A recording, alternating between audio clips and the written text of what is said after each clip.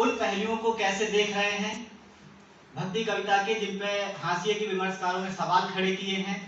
और उनकी क्या राय है, इस पे अपनी बात रखूंगा। साहित्य में भक्ति कविता का अपना एक महत्व है और उसके कई पहलुओं पे और कई प्रकार की व्याख्याएं की गई हैं। भाववादी पाठ, दार्शनिक पाठ, समाजशास्त्रीय पाठ, साहित्यिक पाठ तथा आलोचकीय पाठ। लेकिन जो हमारे विमर्शकार हैं, चाहे स्त्री विमर्श के लोग हों जो मीरा को कहते हैं कि मीरा, कबीर, तुलसीदास के अलावा जो भक्ति कवि हैं, इनको हाशिए का क्यों कहा जाता है। तो सबसे पहले मुख्य धारा का साहित्य जो है, इसने जब आलोचना की तो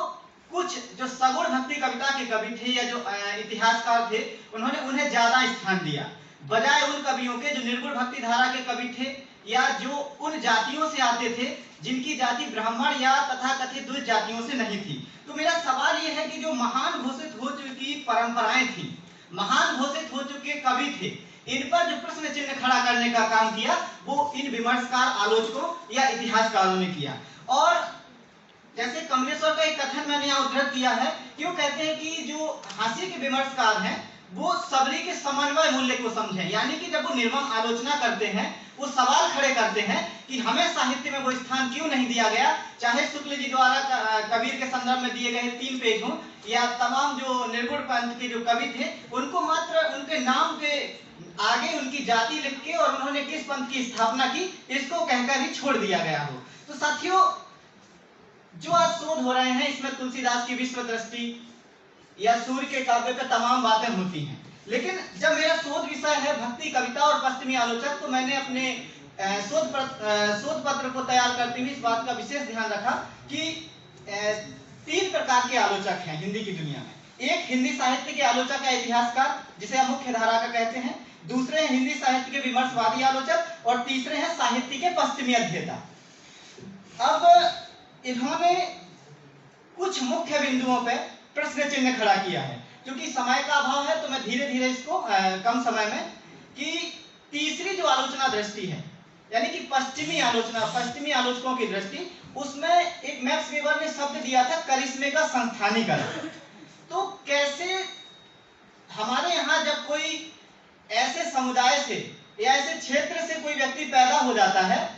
जिसकी तथाकथित मुख्य धारा के जो आलोचक हैं, साहित्यकार हैं, इतिहासकार हैं, वो उस बात को मतलब स्वीकार्यता क्यों नहीं करते हैं। उनके सामने सवाल होता है कि ये करिश्मा चाहे कबीर का हो, चाहे रविदास का जीवन हो, चाहे और अन्य निर्गुण संतों का जीवन हो, उसका वो कैसे संस्थानीकरण करते हैं। तो दलित आलोचकों ने सबसे पहला जो सवाल खड़ा किया वो रामानंद और कबीर के संबंध पे, रामानंद और रविदास के संबंध पे। तो इस कबीर जो पुस्तक है वो सीधे सीधे ये इंगित करती है कि रामानंद जो थे वो कबीर के गुरु थे, और इसको जो जॉन स्टर्टन हॉली है इस बात को कहते हैं कि ये कपोल कल्पना है हजारी प्रसाद द्विवेदी की, और इसको कहते हैं कि ब्राह्मणवाद की एक चाल है। तो मैक्स वेबर की जो थ्योरी है जिसमें वो कहते हैं कि करिश्मे का संस्थानीकरण कर दिया जाता है, और हॉली ने सीधे सीधे इस तरीके से लिखा है कि रैदास से संबंध, रैदास पंथ में क्षेत्रकाल के दौरान मैंने पाया कि यह समुदाय यह मानने को तैयार ही नहीं है कि विख्यात स्वामी रामानंद उनके गुरु थे। लेकिन हिंदी का हर आलोचक कितनी बड़ी बहस कर ले, वो कितने ही बड़े बड़े व्याख्यान दे ले रविदास पे, अंत में स्थापित करके मानेगा कि रामानंद ही रविदास के गुरु थे। तो इन सवालों पे जब हॉली ने मतलब क्षेत्रकाल किया और उस पंथ पंजाब और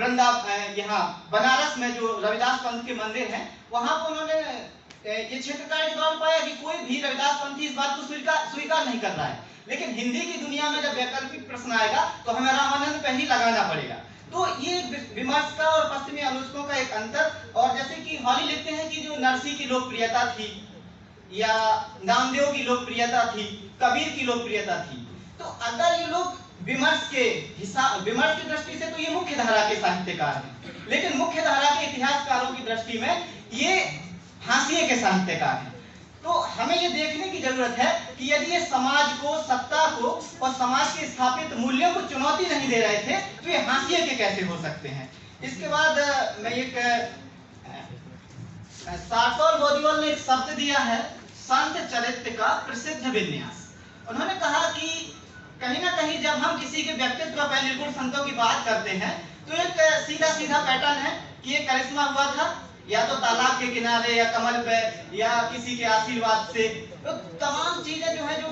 ब्राह्मणवाद की मतलब एकदम की करिश्मा हुआ है। तो इसको कहते हैं कि जितने भी निर्गुण संत हैं उन संतों के जीवन पे जब हिंदी साहित्य का इतिहासकार बात करता है तो एक पैटर्न को लेता है और जन्म से मृत्यु तक उस पैटर्न में उसके व्यक्तित्व को फिट कर देता है, चाहे वो उसके जीवन में हुआ हो अथवा ना हुआ हो। उसकी प्रामाणिकता पे, उसकी ऐतिहासिकता पे, उसके उन तमाम पहलुओं पे बात नहीं करता और ना उसकी प्रक्षिप्तता पे बात करता है, बल्कि उनकी गलतियों को अक्षर सा सत्य मानता है जो चली आ रही होती हैं। इसके बाद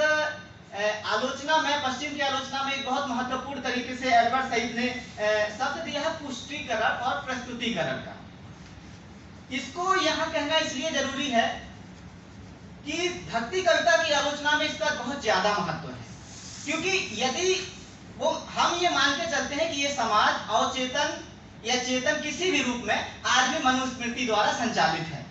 इसके तमाम मूल्य मनुस्मृति निर्धारित करती है और नैतिकता और जो समाज के आदर्श हैं और मनु के द्वारा ही तय हो रहे हैं। तो एडवर्ड सईद जब पुनर्प्रस्तुतिकरण की एक अवधारणा रखते हैं तो मेरा सवाल है कि ग्रियर्सन जब ये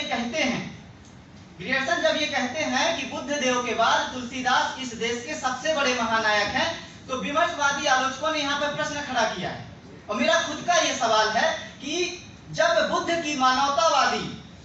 विश्व दृष्टि जिसमें वो सभी मनुष्यों को समान मानते हैं,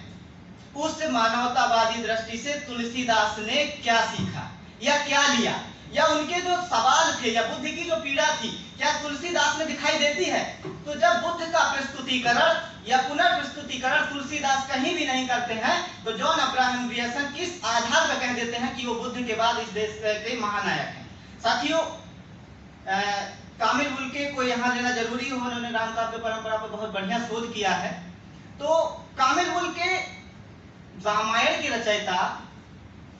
और आदि कवि वाल्मीकि को कहते हैं कि उनकी जो कविता है वो करुणा का काव्य है। करुणा का काव्य है और एक कविता भी लिखी गई है कि वियोगी होगा पहला कवि, आज से उपजा होगा गान। तो क्रौंच के वध से, यानी कि क्रौंच पक्षी के वध से जो व्यक्ति कवि बनता है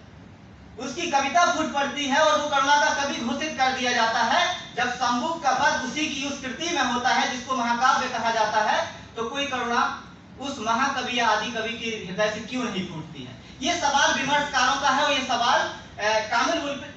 बुल्के पे भी खड़ा होता है कि उन्हें करुणा का कवि कहा तो उनके इस पक्ष को इंगित क्यों नहीं किया। इसके बाद नॉन कास्ट हिंदुइज्म की जो थ्योरी दी गई है, जाति निरपेक्ष अवर्णाश्रम धर्मी जो समाज की जो संकल्पना की गई है रविदास कबीर के द्वारा, तो चाहे कबीर का अमर देशवा हो या रैदास का बेगमपुरा, वो तुलसीदास के राम राज्य से कहीं बेहतर है, क्योंकि वहां पे सभी को समानता है, सभी को रहने का अधिकार है, वो ज्यादा लोकतांत्रिक है। और एक जो बहुत महत्वपूर्ण पहलू इसका ये है कि निर्गुण कवियों की भी कुछ कमियां हैं। जैसे कि मैं यहाँ बताऊं तो उच्च वर्ग का पुरुष जो है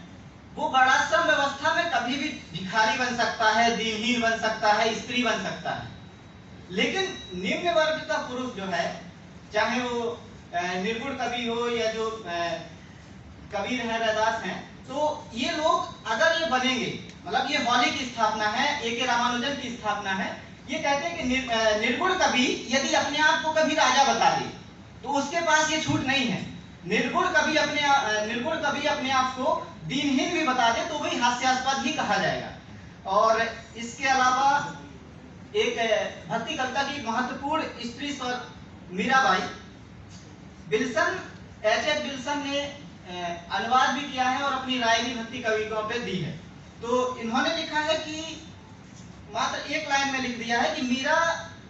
जो है अपनी वैष्णव धर्म के बारे में जो लिख रही थी, उन्होंने तमाम जो तीर्थ यात्राएं की और इस घुमक्कड़ी के कारण ही उन पर ये तमाम जो उस समय का जो राजस्थानी समाज था, उनका परिवार था, इनके ऊपर जो वर्जनाएं थोपी गई या जो उनको कहा गया, तो मीरा ने समाज की कई वर्जनाओं को तोड़ा और वो पितृ सत्ता के उस ढांचे के खिलाफ खड़ी हुई। लेकिन जो राजस्थान में आज यथास्थिति है या मीरा के लेके, तो इन्होंने अपने शोध के दौरान ये पाया कि घुमंतु और निचली जातियों और किसानों के मध्य आज राजस्थान में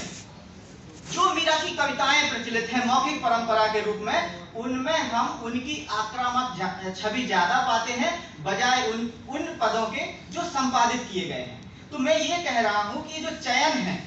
ये जो प्रस्तुतिकरण है मीरा का, ये जो पुनर्प्रस्तुतिकरण है मीरा का, इसमें वो कौन सी मानसिकता इतिहासकारों की और संपादकों की काम कर रही थी कि उन्होंने उस स्वर को न लेकर उस स्वर को लिया जो थोड़ा मध्यम था। साथियों, इसके बाद अंत में मतलब सूरदास पे थोड़ी सी बात करेंगे कि सूरदास पे मेरे ख्याल से जो मेरी खुद का मतलब फाइंडिंग है कि दलित या स्त्री दृष्टिकोण से देखने पर सीधे तीसरे कुछ नहीं मिलता, लेकिन इसका एक कारण यह भी हो सकता है कि वह स्वयं अंधे थे और भारतीय मान्यताओं में अंधे व्यक्ति को सुबह सुबह देख लेने का अशुभ संकेत माना जाता है। यानी कि उनकी जो खुद की पीड़ा थी, समाज उन्हें जो उपेक्षा की दृष्टि से देखता था, यही कारण रहा होगा कि वो तमाम वो बातें नहीं कहे जो अन्य सगुण और निर्गुण रचनाकारों ने कही। और ग्रियर्सन अंत में सिर्फ कामिल बुल्के की कुछ स्थापना, क्योंकि समय की कमी है, कि कामिल बुल्के राम काव्य पे जब बात करते हैं तो तुलसीदास की वर्णाश्रम के प्रति जो उनका एक रुझान है, उनका जो समर्पण है, नारी की निंदा जो वो करते हैं, या अस्पृश्यता पर तुलसीदास जो बातें लिखते हैं और शूद्रों के बारे में जिस तरीके की उनकी रामचरितमानस में कटुक्तियां हैं, उन सभी पक्षों पर फादर कामिल बुल्के तुलसीदास का बचाव करते हैं और वो कहते हैं कि इन कटुक्तियों को उन्होंने संस्कृत नीति वाक्यों से लिया। दूसरी बार कहते हैं कि जो तुलसीदास हैं वो दरअसल उनको मातृत्व सुख नहीं मिला था, शायद उनको मातृत्व सुख मिला होता तो वो इस छवि को अपने रामचरितमानस में नहीं करते। और दलित आलोचक इन पे बार बार प्रश्न खड़ा करते हैं, अभी हाल ही में विवाद भी हुआ रामचरितमानस के कई पक्षों को लेकर। तो मेरा कहना यह है कि जितने भी पश्चिमी आलोचक हैं वो प्रक्षेप्यता पे बात करते हैं, उनके जीवन विन्यास पे बात करते हैं, उनके उन तमाम पहलुओं पे, उनके अच्छे और बुरे पक्षों पे बात करते हैं, लेकिन जो विमर्श का आलोचक है उन सवालों को जब खड़ा करता है भक्ति कविता में, तो हिंदी साहित्य के मुख्य धारा के आलोचक और पश्चिमी आलोचकों के बीच में एक बहुत बड़ी